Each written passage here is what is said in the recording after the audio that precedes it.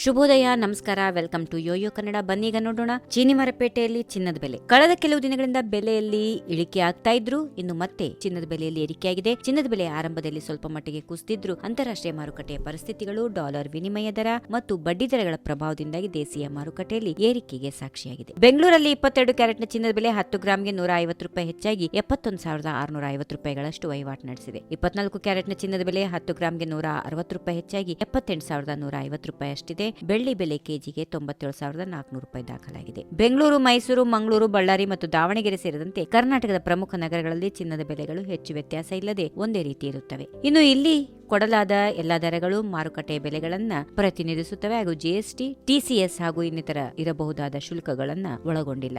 ಜಾಗತಿಕ ಮಟ್ಟದಲ್ಲಿ ರಾಜಕೀಯ ಅಶಾಂತಿ, ಅದರ ಜೊತೆಗೆ ಯುಎಸ್ ಫೆಡರಲ್ ರಿಸರ್ವ್ 25 ಬಿಪಿಎಸ್ ನಷ್ಟು ಬಡ್ಡಿ ದರ ತಗ್ಗಿಸಿದ ಬಳಿಕ ಹೂಡಿಕೆದಾರರ ಗಮನ ಮತ್ತು ಹೂಡಿಕೆಯ ಆಯ್ಕೆಯ ಬದಲಾಗಿದೆ. ವಿಪರೀತ ಹಣದುಬ್ಬರ ಏರಿಕೆಗೊಳ್ಳುತ್ತಿರುವುದು ಸಹ ಬಂಗಾರದ ಬೆಲೆಯ ಮೇಲೆ ಸಾಕಷ್ಟು ಪರಿಣಾಮ ಬೀರ್ತಾ ಇದೆ. ಡಾಲರ್ ಬಲಗೊಂಡಿರುವುದರ ಜೊತೆಗೆ ವಿಶ್ವದ ಇತರ ಕರೆನ್ಸಿ ಮಾರುಕಟ್ಟೆ ಮೇಲೆ ಸಹ ಪ್ರಭಾವ ಬೀರುತ್ತಿವೆ.